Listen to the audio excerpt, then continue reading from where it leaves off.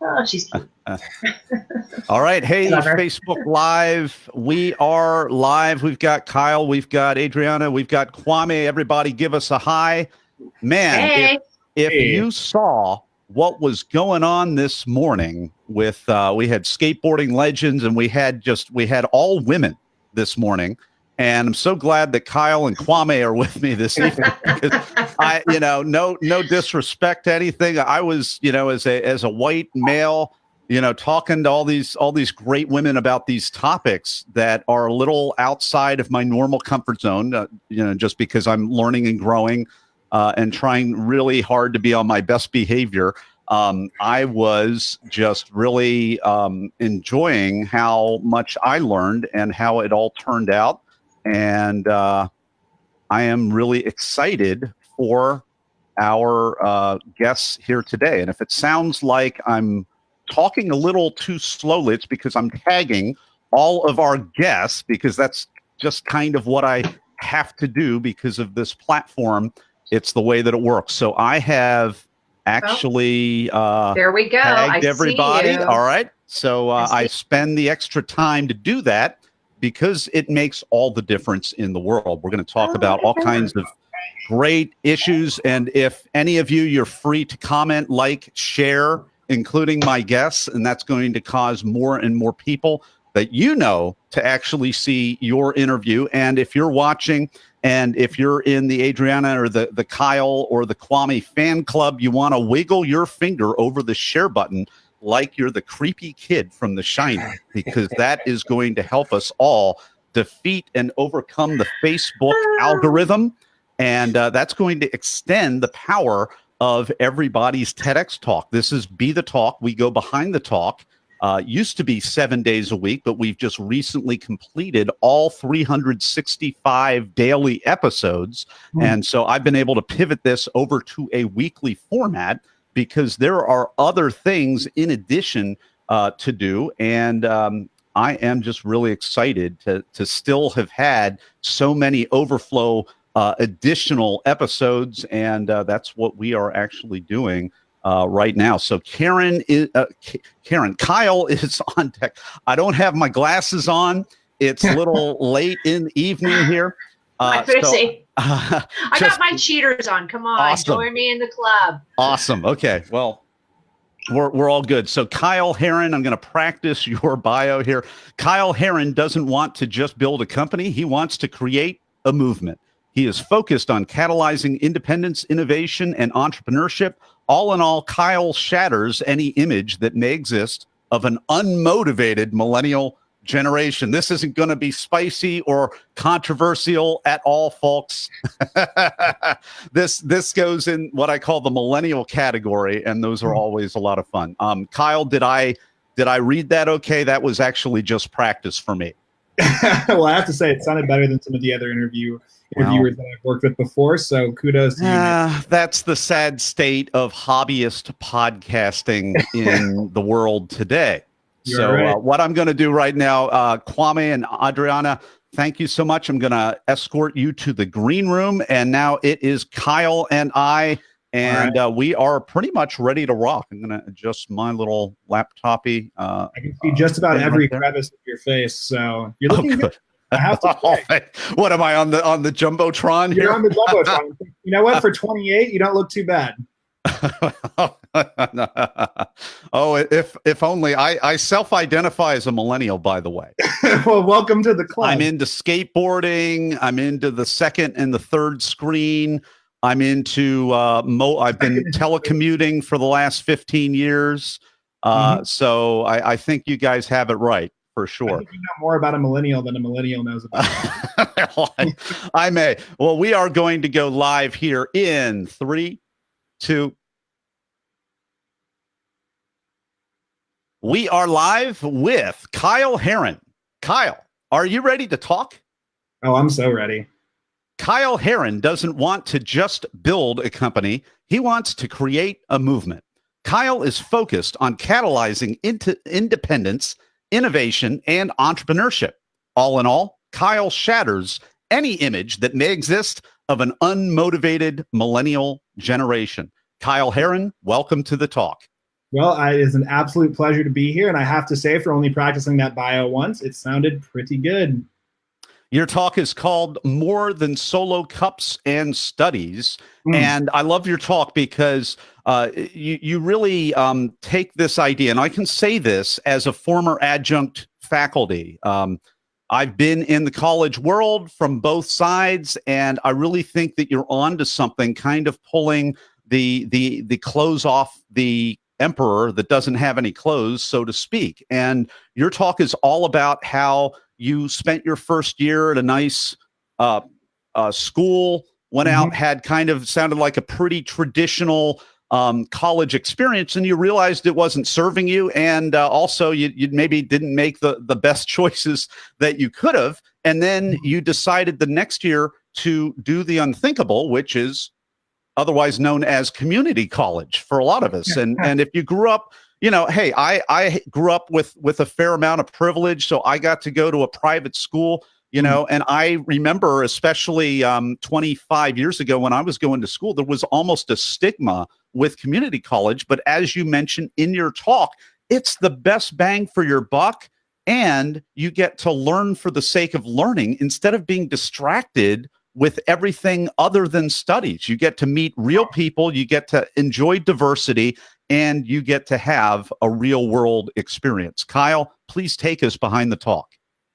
Well, first of all, let me start again by saying, Nathan, it is a pleasure to be here, and I do appreciate you taking the time out for me to join you on your show. I'm 25 now. I gave that talk when I was 18, and I was in a much more vulnerable stage of my life. And I think if that talk represents anything, it represents the power of transparency, because I was absolutely blown away to see the response from something that I felt was just like an anecdote of my personal story. Right.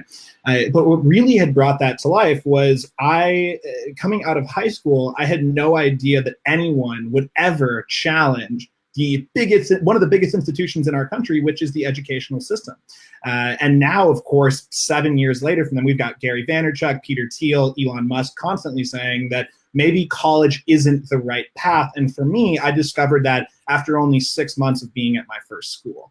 Ultimately, I really fell into a lot of the societal traps of you have to go to college regardless of whether you think it's the right fit for you, regardless if you really identify with it, regardless if it really fulfills you. And so after being at that first school for a couple months, I felt none of those things. And inevitably, the question was raised of, am I in the right place? But of course, like any other gung-ho college student raised in a fairly conventional white, male, privileged environment, I knew that the most taboo thing that I could do was to walk away. And yet that decision was ultimately made. But really, I think what's more interesting, and I think you touched on this, Nathan, is what I decided to do after. The first collegiate experience, was no different than anybody else's college experience. But the decisions I made after were the ones that took me on a totally unconventional trail. And that trail started for me in community college and landed now in entrepreneurship. And really, I found that those two had more parallels than what I had realized before. I mean, I think the problem with a collegiate environment is that and I was reading an article about this a few days ago, it trains you to be really good at doing one thing, and that's following someone else's structure.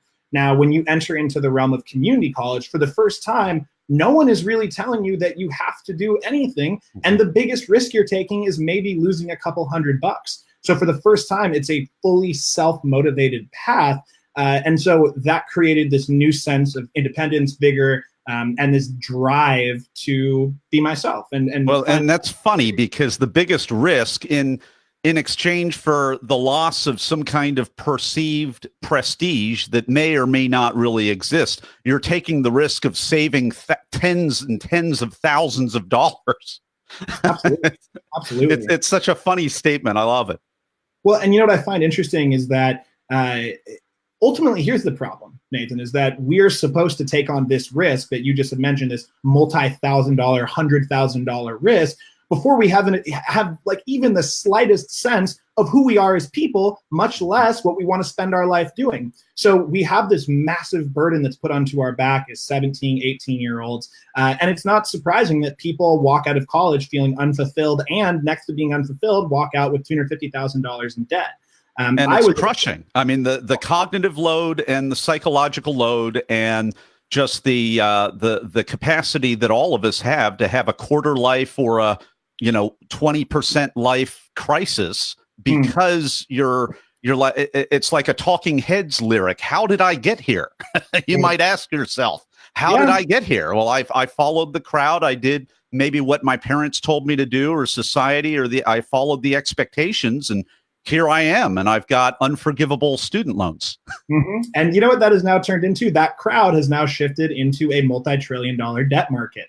And for me, I knew that not only did I have zero interest in being a part of that crowd, but more so than that, I had no interest in what I ultimately realized is that I had no interest in being in a collegiate environment. I had the most interest in being within my own environment.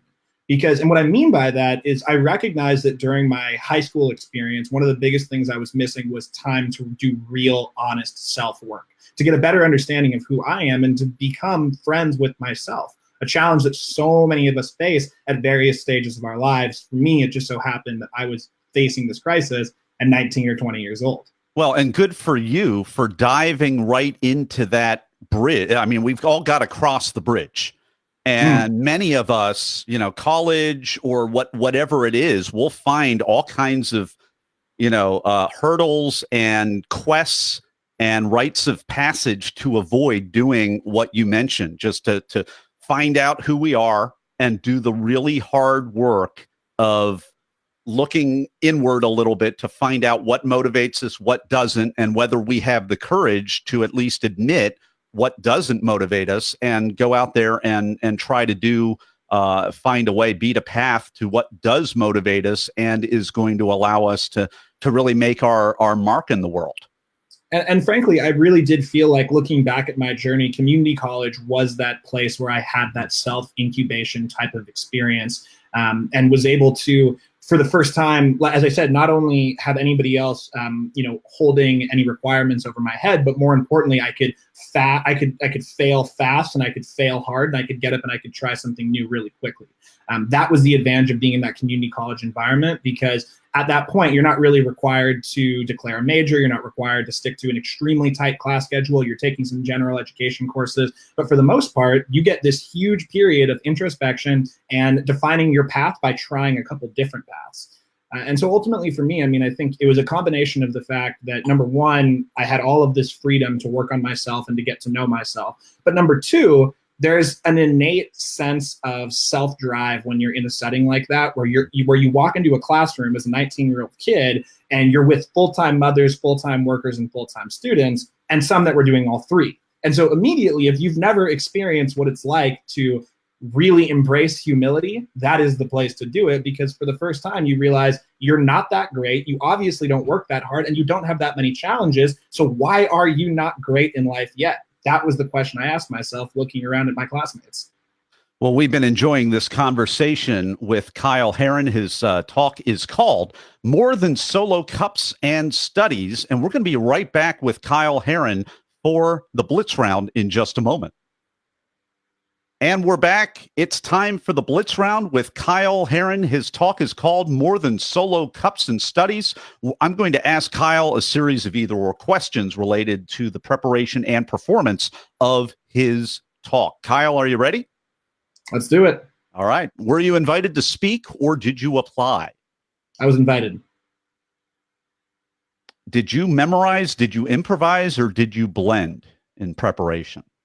It was about 99% improv. No kidding. Yep. No kidding. Wow. So not even much of an outline then. Maybe 95% is a more fair number. An outline is more than 5%. So you had, part of what we're doing here for Talk Universe is trying not to. No, let me rephrase for the talk. Go ahead and rephrase that. What does 99% improv mean to you? I say 99% because for there was never a minute where I knew what I was going to say. I knew what I was going to talk about, though. And I wanted to speak from a place of, like I said, a place of vulnerability. I wanted to come from a place of honesty and truth. And really, I wanted people to experience the emotions and not feel like I was just regurgitating them. And that's exactly what I did. Well, with such a cogent talk, it's pretty apparent to me that you're very good at improvisational, extemporaneous speaking, as well as you had a very, very high concept of what you were going to talk about, as you put it, not what you were going to specifically say. Right. Yeah. It was the spirit of the conversation, and I knew that walking into it. Mm-hmm. Okay. What's a tip, tool, or technique that you would recommend? Don't write your speech down. Of course. And that's what I was saying a minute ago. I mean, I, for the first time, realized two primary things from my TED Talk that I think I've carried into speeches that I've given after that. Number one, as I said, do not write the speech down. Write down a loose outline and live within a predefined format, but let yourself flow freely within that format. That's first thought. Second thought is cut out any language that a sixth grader or below could not understand. I think people have this idea in their head that they need to use big, fancy words to be able to communicate a really powerful message. But the most powerful messages are the one that every single person in the audience can feel and comprehend. Well, absolutely. And I mean, that's the power of the TED and branded talk format, is that when it's done really, true to the spirit of it, you're going to have people, some of whom we don't know of, some of whom we do know of, some of whom are at the very top of their fields, and they're going to use common language that everybody can understand instead of siloed or expert language. And that's a really, really important thing. You see it all the time when people give a TED Talk and they share their TED Talk, and it's like, whoa, you didn't take the jargon and the lingo out of it. And we know that you're at the top of your field, but did you really connect? Did you really enter into the spirit of a true TED Talk?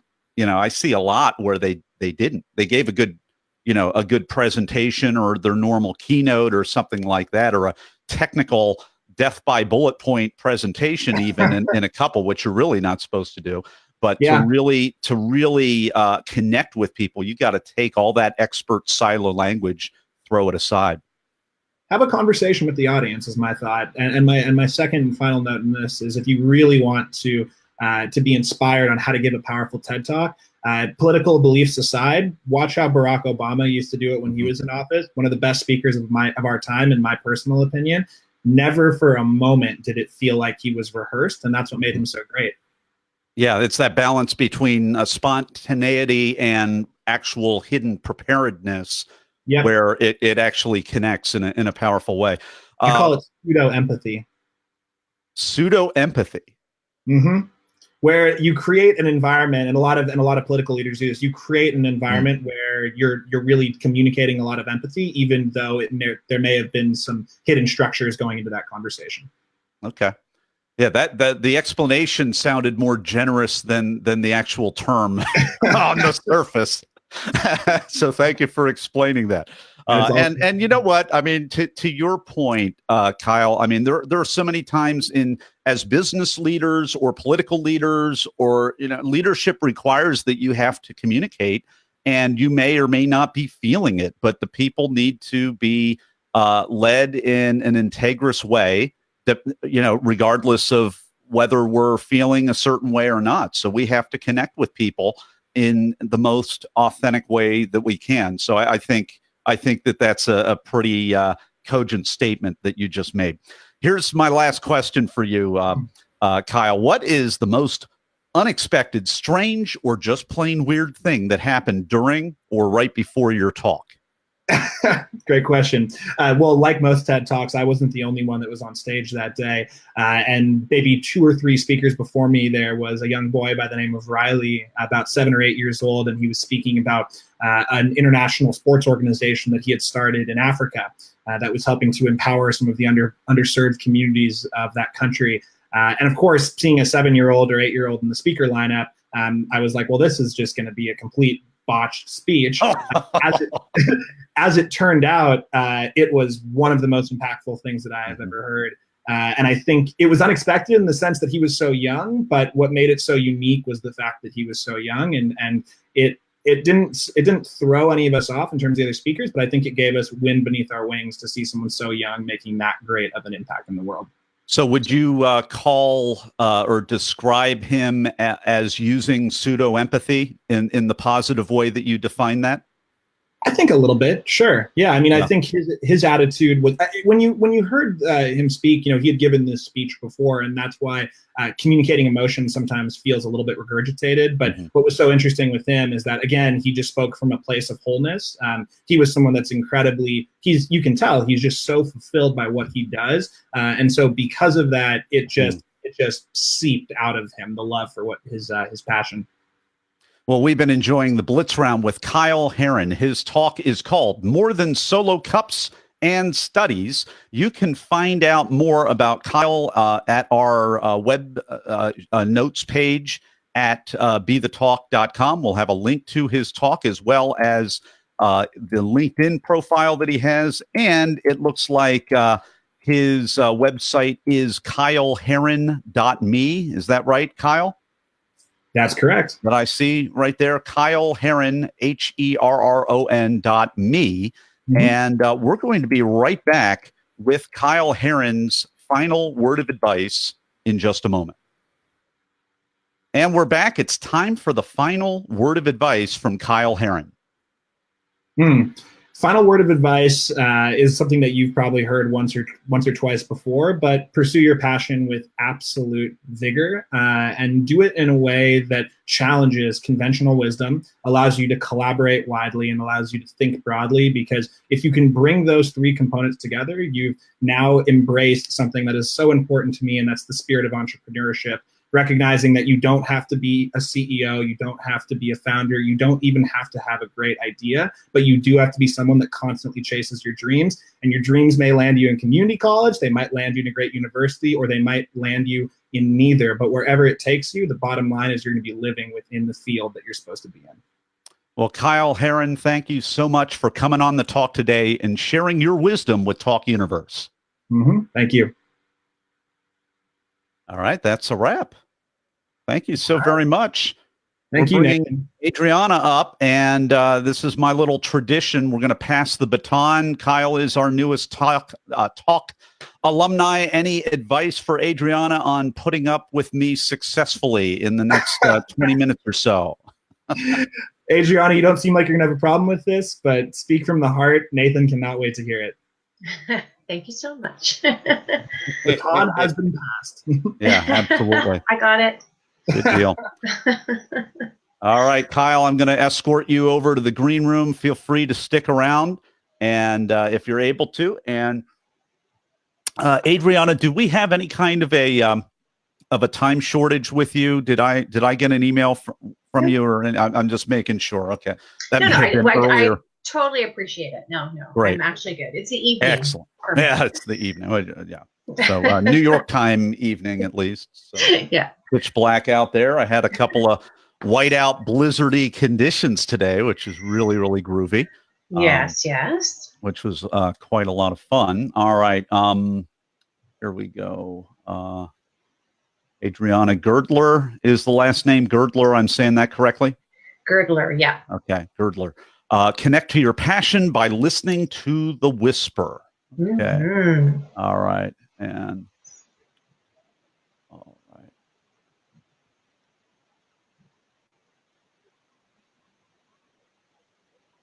All right.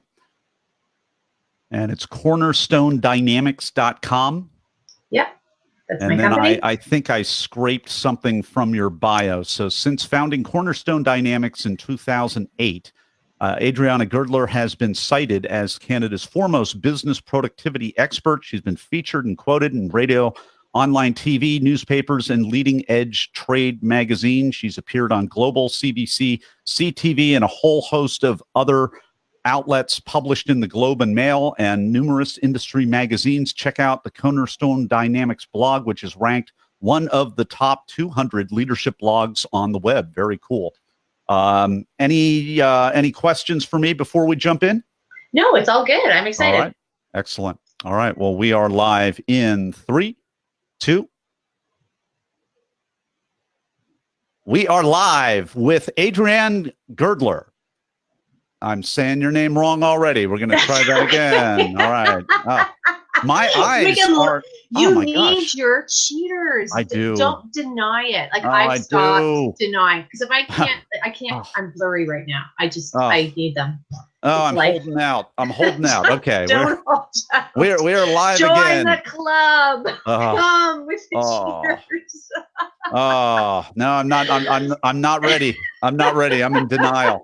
I'm in denial. All right, we are, and I'm embarrassed. All right, we are live in 3, 2. We are live with Adriana Girdler. Adriana, are you ready to talk? Oh yes, bring it on.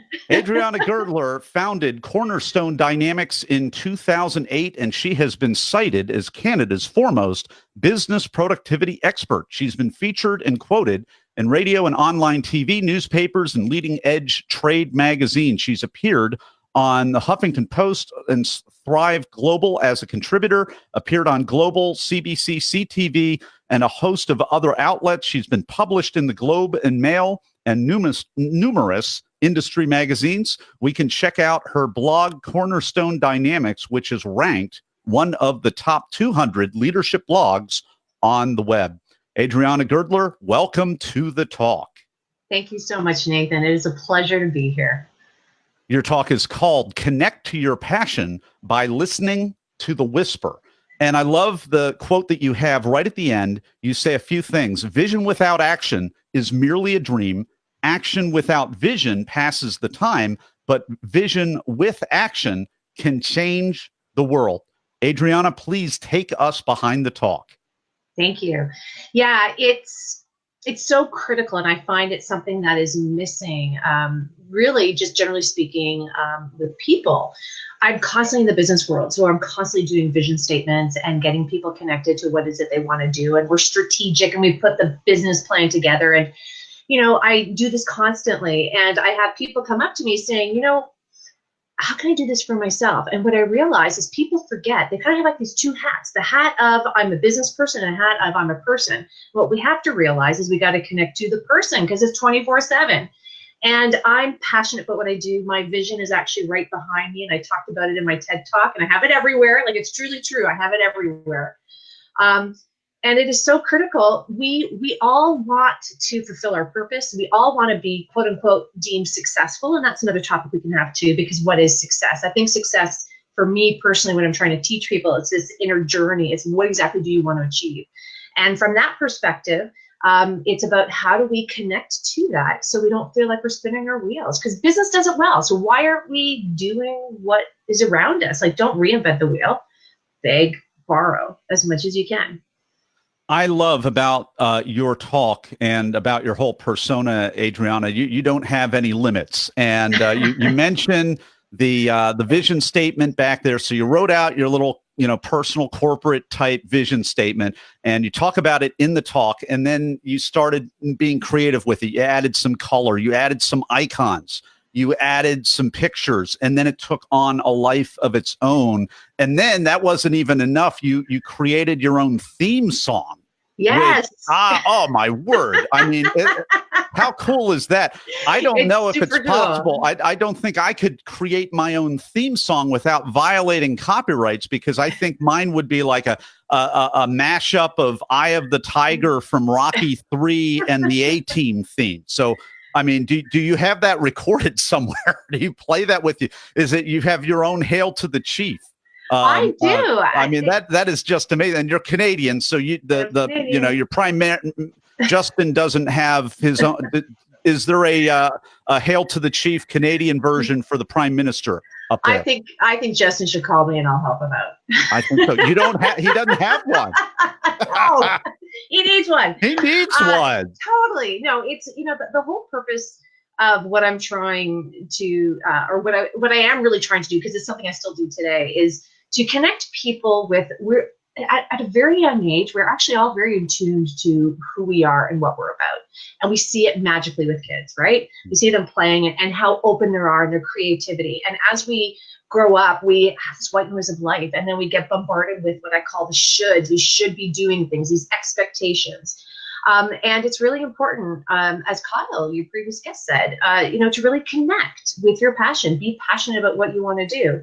And so how do you do that? Well, from the business side, I mean, you need a plan, you need a strategy, but in order to get your plan and strategy, you need to know where you want to go. You got to dream big, but you have to connect it not just with the outer, but with the inner.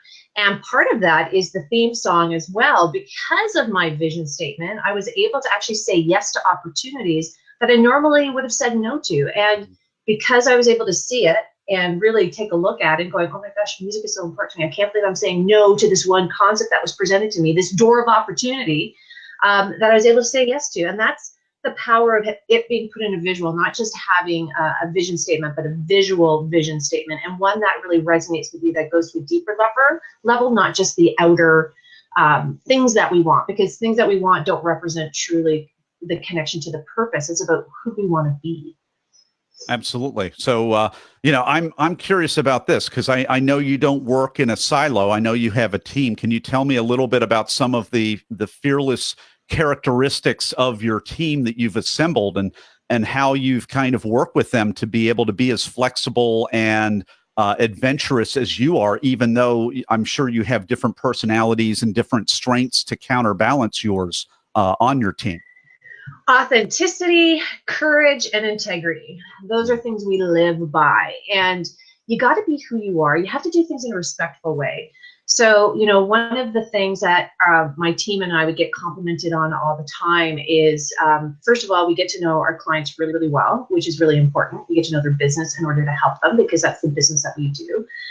We have the ability to be honest with them and not just say yes, like say no. Like I have clients who say, you know what, you're the first consultant who said no to me. I'm like, well, I'm trying to say no to you. I'm trying to give you your advice that you're paying me to be here for.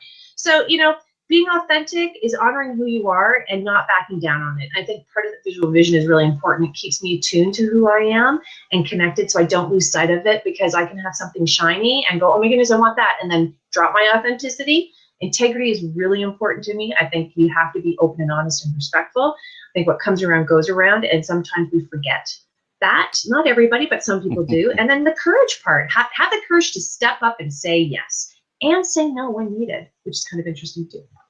Well, we are enjoying this discussion with Adriana Girdler. Her talk is called Connect to Your Passion by Listening to the Whisper. And we're going to be right back with Adriana in just a moment for the Blitz Round.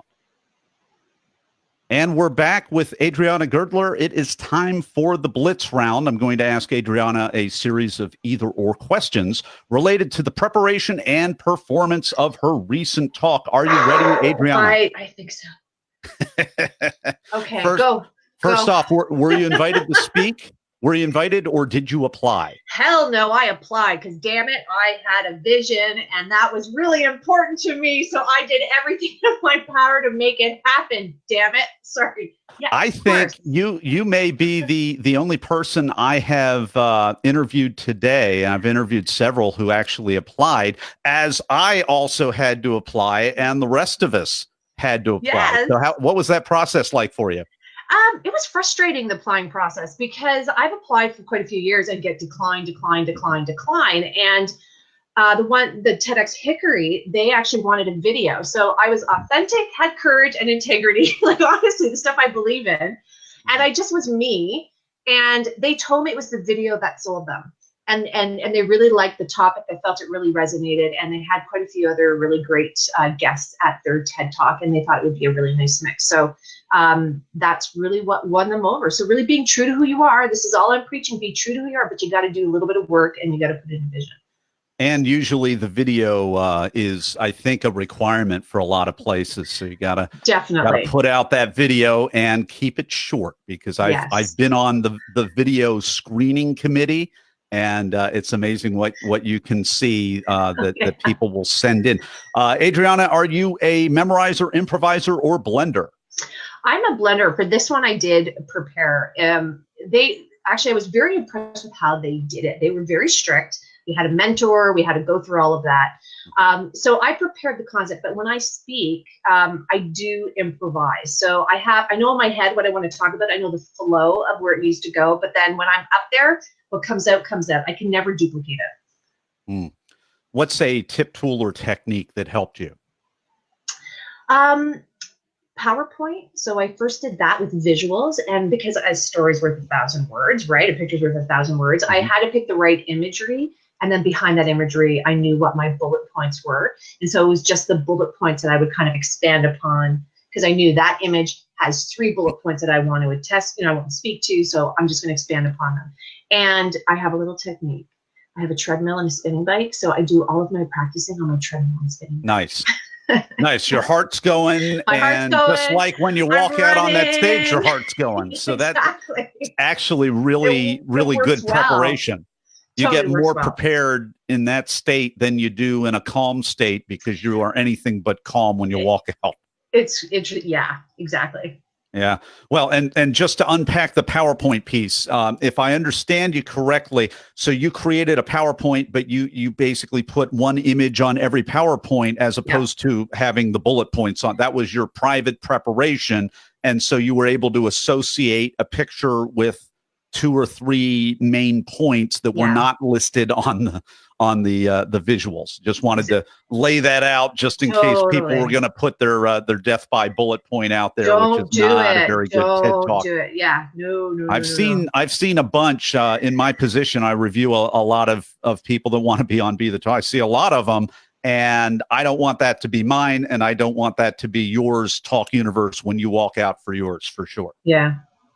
No, for sure. A picture is perfect. It can resonate, and it can give emotion, and it can connect to people. And that's really what you want to do. You want to connect with people. You want to tell a story. And that was the other thing too. I really wanted to connect and tell a story. Yeah. And I mean, it's so obvious many times that especially the people that are invited to speak, they'll, because they're invited or they're bringing something to the stage or whatever, they're often not as eager, I've found, to really enter into the spirit of a real branded TED Talk or signature talk in terms of the format. And they might take something that's their normal keynote and try to chop it up or change it by 20% or something, and the audience can tell for sure when you do that. So you want to use visuals. You want to really stick to the heart of an idea worth spreading. That is truly worth spreading. Totally. Here's the cut for time question, Adriana. What was the most painful part of your talk that you had to cut out? I didn't have to cut anything out because I was very cognizant that I had 18 minutes. So if anything, I'm a talker. Maybe you noticed that or not. And I can talk. So my biggest concern was that I would go past my time. So I can fill in gaps quite easily. And so that was probably the biggest pain point, is I had to get in my head of get to your point, Adriana, get to it and stop trying to flower it up. There, I'm stopping to talk. Absolutely. Hey, what was the most unexpected, strange, or just plain weird thing that happened right before or during your talk, Adriana? My mouth got so dry, and that's never happened to me. And I think I believe because it was a TED Talk, not because the audience was lovely. I mean, we got to interact with them. We were there for the whole day. It's because I knew it was going to be on video. And I was going to be out there, and it was a TED, and it was like, oh my God, I'm going to link this to myself. And I was so nervous, wanting to do a really good job, and people connect with it. I was so dry. I was doing that and not recognizing it. And it was only when, like, midway through my talk, I'm like, what the hell am I doing? And I couldn't bring a bottle of water with me because I was fearful I would do this. Like, shake my hand as I'm drinking. The shake, yeah. And I'm like, I can't do that. They didn't have a glass of water for the speakers off stage, or they did, and I drank tons of water beforehand. Okay. And I really made sure I was, lubed up, so to speak, right? By drinking tons of water. It just automatically, I walked on stage and was like dry, desert dry. I was like, wow, that's never happened to me before. And that never happened on the treadmill or the spin bike either. It's a little different dynamic. That was for me. Obviously, I was very nervous. I was very nervous because I really wanted to do a great job. You know what I mean? Well, we've been enjoying this Blitz round with Adriana Girdler. Her talk is called Connect to Your Passion by Listening to the Whisper. And if you want to check out that talk, you can go to our show notes page at bethetalk.com. We'll have a link to it there. We will also have a link to Adriana's company website, cornerstonedynamics.com, cornerstonedynamics.com, so that you can connect with her, check out what she's doing. with vision boards and mottos and vision statements and personal theme songs and all kinds of other amazing things. And we're going to be back with Adriana Girdler in just a moment for her final word of advice. And we are back with Adriana Girdler's final word of advice. What is it? Well, first, I want to I got out of the moment. I do have another website, myvisualvision.com, which is dedicated totally to this. So please check that out. My word of advice is, when you want to figure out your purpose, connect inwardly. That's what it's about. It's not about the external stuff. And sometimes people get caught up in that, in the white noise, and it distracts them from truly who you are and what you want to do. So you have to do reflection work, benchmark what you're all about. And then from there, you can decide who you are and what it is that you want, and create your own visual vision. And myvisualvision.com has a lot of great tips and tricks that you can look at. Adriana Girdler, thank you so much for coming on the talk today and sharing your wisdom with Talk Universe. Thank you so much, Nathan. I appreciate it. All right, that's a wrap. Thank you. How much fun is that? It was a blast. So do you want us to stay around and talk afterwards, or Sure. How does this work? Okay. Sure, you can stick around. We got Kwame coming on right here. You got to give Kwame your advice here and pass the torch over to him. Kwame. You know what, Kwame? Be yourself. That's all I can say. I am sure you're brilliant if you did a TED Talk. Oh, thank you. Yeah, you're a tough act to follow, but I'll try my best. Adriana, stick around and enjoy our interview. I'll walk you over to the green room right there. Kwame, how are you? I am doing great. How are you? I'm quite good. I refreshed my memory and validated that actually at one point I did drive through beautiful Tiffin, Ohio.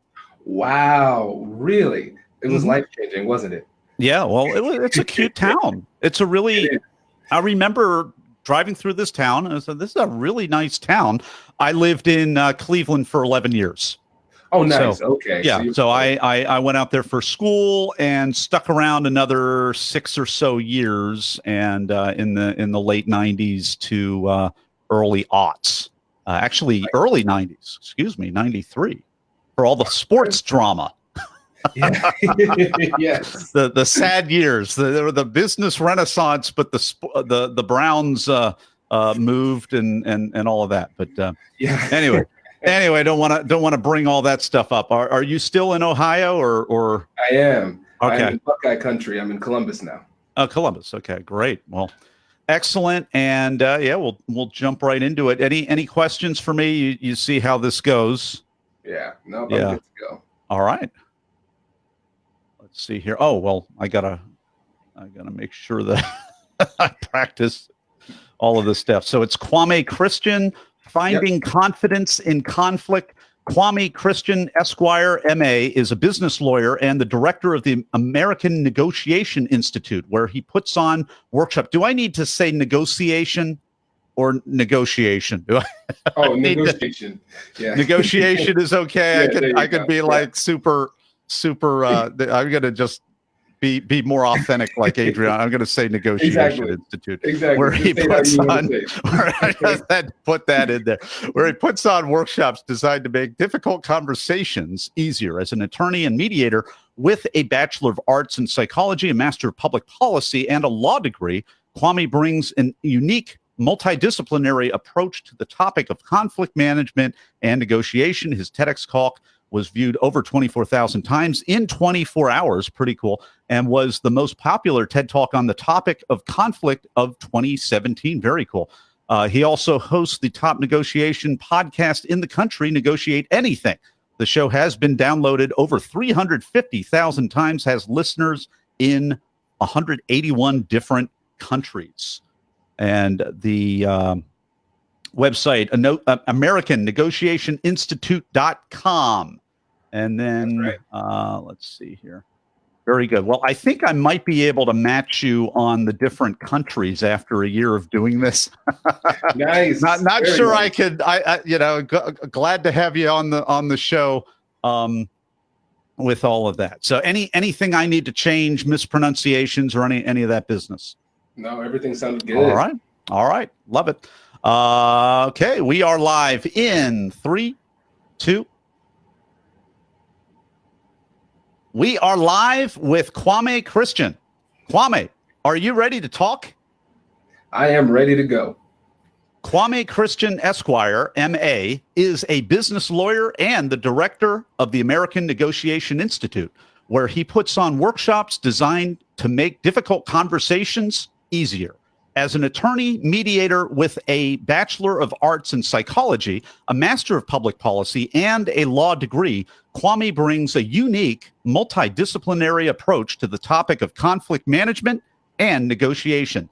His TEDx talk, Finding Confidence in Conflict, was viewed over 24,000 times in 24 hours, and it was the most popular TEDx talk or TED talk on the topic of conflict in 2017. He also hosts the top negotiation podcast in the country, Negotiate Anything. The show has been downloaded over 350,000 times and has listeners in 181 different countries. Kwame Christian, welcome to the talk. Thanks for having me. Glad to be here. Your talk is called Finding Confidence in Conflict. And what a classic talk. Very, very tight. I found that to be the case with lawyers. They put together a very well-reasoned, appealing TEDx talk. And what I love about it is you started it on the lowest common denominator, which is breakfast cereal. Apparently, sir, you have a weakness for Cinnamon Toast Crunch. Please take us behind the talk.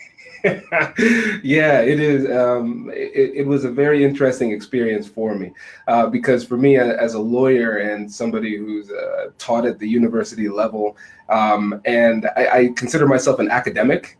And it was my biggest challenge was taking it from that really theoretical academic level and bringing it down to a level that everybody can appreciate. And no better way to do that than talk about America's favorite cereal. I'm going to go ahead and call it that. Yeah, America's favorite. Well, not rollover Cheerios. Now, and what you also did brilliantly, very quickly, it's not just about the Cinnamon Toast Crunch. It had been pilfered by your wife. So you introduce a very common kind of mansplaining, tongue-in-cheek element a little bit of the kind of domestic conflict that all normal mortals like you and I have. Doesn't matter if you have a law degree or some other terminal degree. We all put on the pants one leg at a time. I just thought it was a brilliant way to connect with the audience, let people know you're not a know-it-all, and you can relate on their level, which is one of the most under mentioned things about giving a really classic talk. You got to connect with people. How long did it take for you to kind of it's not a dumbed down talk, but to find that low common denominator? And did you know that it was gold when you realized it? It took a long time. It took a long time. Essentially, doing this TED Talk became a part-time job. I was able to. I got the call to action in early July, and then from there I was editing the talk until the end of September, and then the talk was on October 20th. And so from that period, I was probably spending about 10 to 15 hours a week crafting the message, sending it to people, them telling me it's terrible, making the adjustments, and then doing it over and over and over again. It's a humbling experience because the talk that I ended up with is very, very, very different from the talk that I started with. Yeah, well, and if you're listening to this talk universe, I mean, the average successful talk takes at least 50 hours. So that's a full-time week's worth of vacation or job or anything else.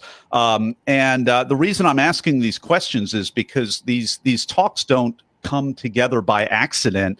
And a lot of times we make them, we have to keep refining them, like Kwame's talking about, to get that level of brilliance, which also corresponds a lot of time to being pretty self-effacing. So when you're giving a talk and you lead it off with, I came home, I was tired, I just wanted to curl up on the TV with my Cinnamon Toast Crunch, but my wife was eating the last bit and not even using the.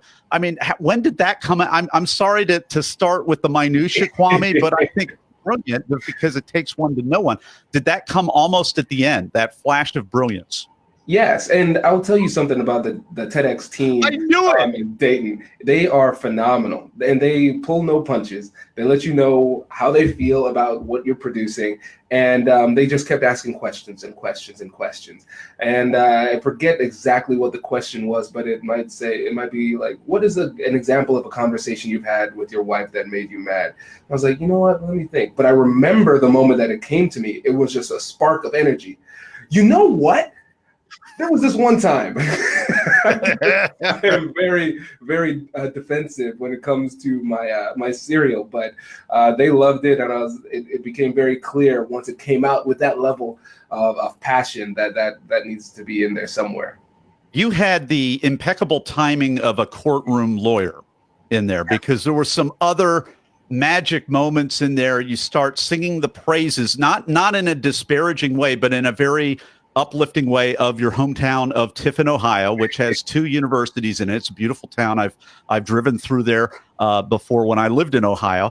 And you said, a little bit tongue-in-cheek, you said this is a model of diversity, and you showed, like, I don't know if that was the 8th grade yearbook picture, with you circled, and you were the only non-white person, majority person. And I mean, just impeccable timing. So I love the candor, and I love that you could be so honest, and yet you did it in a really nice way. So can you explain that balance? Because sometimes we see more pointed kind of many times legitimately pointed talks, but yours was very disarming, because you wanted to teach us something, and you made your points very well. Can you take us back behind that, the kind of the delicate scalpel that you used to create a fun, magic, funny moment that also proved a point in a very short amount of time? Yeah, it's funny, the process, and I know we're going to get to this later. When you're doing a TED Talk, there are a lot of good ideas that don't make it to the stage, and that's that instance with Tiffin. It came about from a story that I brought up in my book. And the book is called Nobody Will Play With Me. And so as I was going through this process, the only way that I could justify getting rid of a lot of good ideas was that I said to myself, it's okay, Kwame, you're going to put that in the book. It's going to be in the book, all right? And so I wanted to keep the tone of the TED Talk pretty positive. But it came from that story when I was in 1st grade, being very different, when nobody would play with me. And eventually I became popular because I wanted to be everybody's friend. But I was saying to myself, how can I eliminate that story, still get the essence of it in a lighthearted way? And because of my background in psychology, the timings of the laugh lines were very strategic, because I know that people's defenses are down when they're laughing. So there are 3 major laugh lines during the talk, and the most important points came immediately after the laughs. And so I didn't find a place where I could put a somber story and still keep it upbeat. So I had to change it a little bit. Well, and you made your point. So I remember from the talk, not long after that, you talk about how the lack of diversity and the loneliness that comes from that really led you to almost do anything to be people's friends and really seek that out. And then you had a trusted mentor who at one point said, "Hey, do you want to be liked, or do you want to be respected?"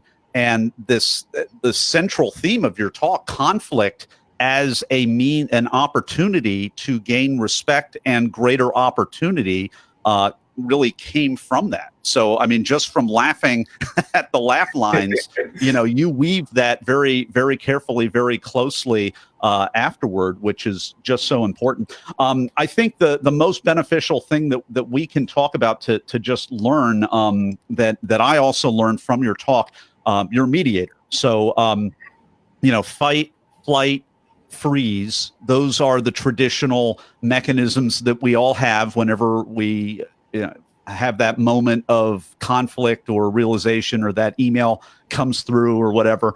And you mentioned that you actually brand all 3 responses as amygdala hijack, the amygdala being the part of the brain that goes all freaks out on us. And then you introduce this concept, this alternative concept of compassionate curiosity, which is just so brilliant. Because you branded these other things that I always thought it was a default. Am I going to freeze? Am I going to fly, run away? Or am I going to fight?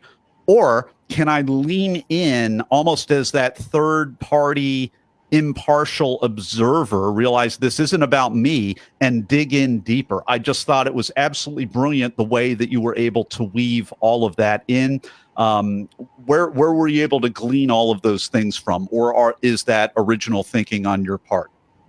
Yeah, with this TED Talk, my goal was to provide a tool for these situations, a practical tool that would be easy to apply. And so in the process, I was trying to kind of systematize my approach that I use in my mediations. And the term compassionate curiosity, I think, was the best way to describe it. And so with the TED Talk and with the book, when it came to my solution, I wanted it to be completely original. And that's where it came from. But it's rooted in the psychology, because we have that issue. We all are going to struggle with it. We're going to have amygdala hijacks. The other people are going to have amygdala hijacks. Okay, great. Fine. We can deal with that. So what is the tool? How do we deal with it? And by using compassion and curiosity, we can quiet the amygdala in the other party, and then we can get to a position where we're actually having a conversation at a very high level. I think this is just amazing. So that really is original to you, and it works out so well with these psychological concepts that I've heard, maybe 3 or 4 of them from different directions. You have bundled them all together, and you've really branded it. And you basically, in your talk, you're saying, hey, we're all humans, so we're going to want to fight, fly, or freeze. And when that happens, when you feel that urge, good for you. That means you're human, and you don't have to go there. And it's almost like, oh, I saw that come, or Kwame told me, this is what I was going to feel. Oh, now is the part where I get to decide whether I'm going to choose compassionate curiosity and lean in like Kwame did. I mean, it's almost like a little roadmap. And, with a little bit of practice in the heat of the moment, I'm actually making great progress in sidestepping some of these things. I had something happen maybe a week and a half ago, maybe 2 weeks ago, and I just kept something within me as a middle-aged adult kept pushing for the human connect and said, don't let them go, don't do the normal thing, keep believing in them, and try to keep finding common ground. And I actually looked up my old TED Talk on empathy that I gave, and realized after the fact that I had been following the steps that I laid out, that I'd forgotten the acronym to. So, I mean, it's very, very related to what you're talking about. And all the point of that anecdote is that we can all learn and change. And I have a completely different story of conflict, because the last couple of conflicts, I've been able to do a few things different and walk it out, and the results have been completely different. So I am so thankful to the work that Kwame is doing here. And I mean, is that something that you get to hear fairly regularly as a result of your talk, that people actually tried out some of the things and they actually made major progress where before it was this debilitating thing? Right. Yes. And I think that's one of the things that's most rewarding about it. When I get messages on LinkedIn from people who have seen the talk, and and they tell me that it reconceptualized the way that they think about these situations. It changed the way that they have these, that they manage conflicts in their relationships. And that's really the goal. Because I recognize, because of my issues in the past with this same problem, the best things in life often lie on the other side of difficult conversations. And so the more people I'm able to help overcome that issue, the way I see it is that the more people I'm able to help live their best versions of their lives. I got to ask this question. It's a little bit more of a sensitive question. You grew up in a very rural community. You're the only person of color in your entire class. You were seeking to fit in and belong. Can you give me almost like a timeline looking back of, what age were you where you realized, hey, I'm really almost compromising a little bit of who I am and just trying to fit in so much? And then the words of your mentor who alerted you, make you aware of the power of conflict to build respect and understanding. Can you give me an idea of your timeline? I'm just curious about that. So the mentor part is easy. The mentor part, that was junior year of college. So it took a while. It took a while. Well, better than 44 years over on this side of the camera. So, but I think there was always that nagging feeling in the back of my mind. But I understood that I had to push forward. And the thing is, I had a great childhood. You know, I had a great family, and I had a lot of good friends. I had a lot of really good friends. The issue was that I know that I was compromising myself in key areas, because if my friend wanted to do something, and I had the good thing is I had good friends, so I was never peer pressured into doing like bad things. It's just like, I'd rather not do that, but I would do it. So the preference instead of like a moral decision or something. Exactly. Yeah. And I think really it manifested itself for me in a strong affiliation with my cultural heritage. So I was really interested in learning more about my family and learning more about the Caribbean and keeping that tie alive. And I think that was the outlet for my authenticity in that area. But I still have good friends. We're still friends today. And it was just really me that had to compromise in this way. But the thing is, I recognize that I wouldn't change anything in my childhood, because when I think about the way that I am now, I can connect with anybody, because I've had this experience dealing with growing up in an area where it's a rural Ohio community. I have family that's from the Caribbean. I went to school here at Ohio State, that is a very diverse campus, and it's given me the opportunity to be kind of flexible with my identity while still being authentic in order to create true connection with other people. Powerful stuff from Kwame Christian. His talk is called Finding Confidence in Conflict. We've spent so much time on the front end of this, and now we're going to pivot over. I just had to go to I'm just so curious about all of this. We're going to pivot over to the Blitz round in just a moment. And we're back. It's time for an abbreviated Blitz round with Kwame Christian. His talk is called Finding Confidence in Conflict. Kwame, are you ready? I'm ready. Were you invited to speak, or did you apply? I applied. Just like this is application evening. So what was that process like for you? How did you get accepted? There was a written application, and then they liked what they saw in the written application. Then I had to come and audition in person. They said you had to do a 3-minute snippet of what you wanted to present. And I thought it was 3 minutes-ish. And so my remarks were going to be at about 5 minutes. Thankfully, I was not first on stage. And they said, all right, here you go. And here's the clock. 3 minutes. We're going to stop you right at the time. And I'm like, oh my gosh, I need to adjust. Time to pivot a little bit. Exactly. But it went well. The first time they said, it sounded like you're giving a workshop. And I said, yes, that's what I'm going for. You know, like I said, the first version was very academic, and it was safe. And what they told me was that if you want to give a transformational TED Talk, in the process of creating it needs to be transformational for you. And so, as you can see, I had to dig deeply within myself to figure out what it is that I'm doing, like what is my unique message and why is it so important to me? And I don't think I would have really figured out why I care so much about what I do if I didn't go through this deep dive and this introspective exercise through the TED Talk process. Well, and this is a signature talk for you now. And we all remember the cinnamon toast crunch and your dear wife curled up eating these precious last what are they, little pellets of cinnamon coach crunch. What are they? They're like I don't know what they are. What do you call it? Like toast, mini toast squares. See, we all remember this, and we're all going to inappropriately label the squares as something else.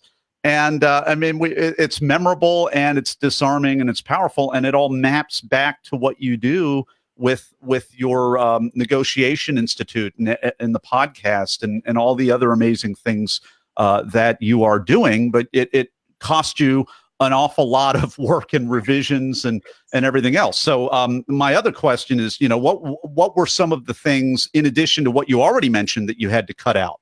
Not just for time, but they just didn't match the overall positive tone that you wanted to leave people with. I wanted to, as a lawyer, I like step-by-step approaches to things. Like, well, we have a 3-element test for this, that type of things. But audiences are so sick of that, I think. No. I'm so glad you didn't do that. Yeah, definitely. Me too. And so it's so the actual step for going through compassionate curiosity, acknowledging emotion, being curious with compassion, and engaging in joint problem solving, I didn't add that. And so, like I said, the only way that I could come to terms with the fact that I started off with a 22-page talk and cut it down to 3.5 pages was that all of those ideas that didn't make it into the talk were now put in the book. Absolutely. And what a great idea. Because, I mean, if you're going to do that kind of deep thinking, I mean, you could have 50 or 60 different blog posts that would be really, really good blog posts. Just keep them out of the TED Talk because it'll confuse the, and you're doing that kind of deep work, 50 podcast episode snippets or whatever it's going to be. Absolutely do that.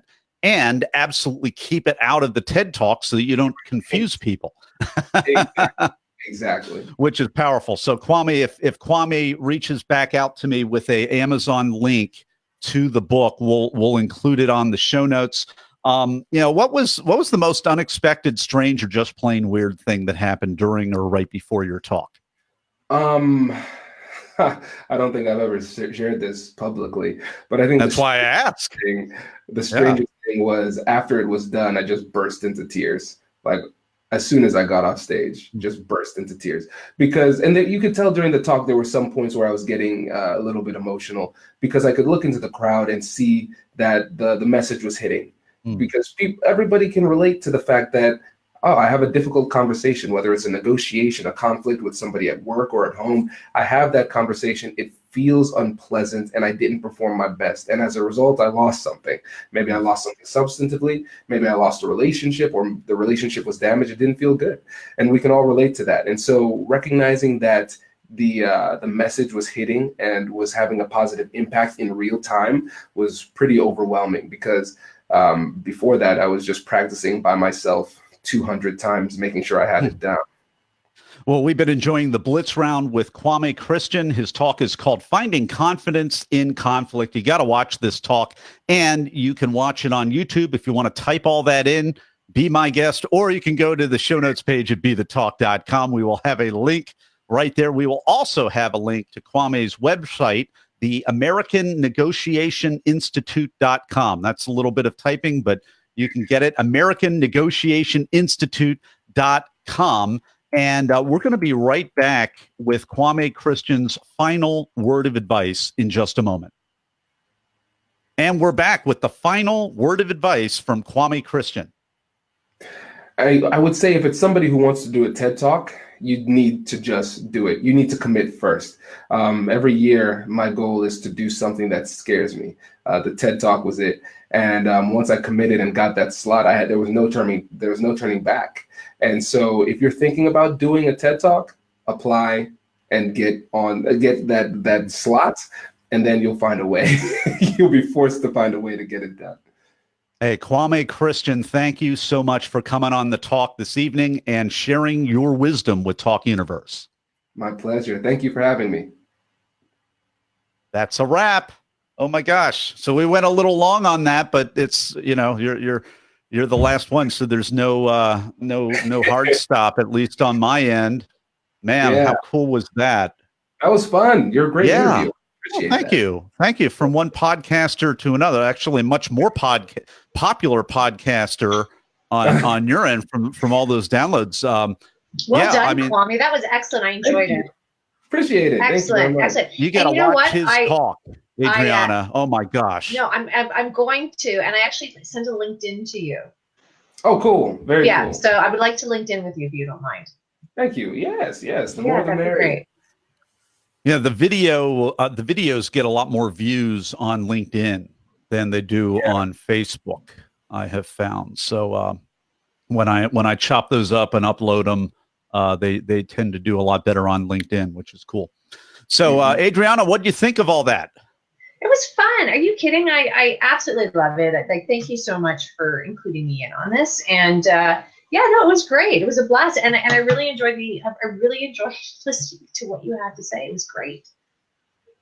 How cool is that? All right, hey folks, we are still broadcasting. We're going to end that broadcast, go offline for private conversation in just a moment. Be like the creepy kid from The Shining. Wiggle your finger over the share button, because we got to defeat the Facebook algorithm. We got to get these talks seen and talked about, and get both Adriana and Kwame back on for another talk. I want to see more and hear more from them.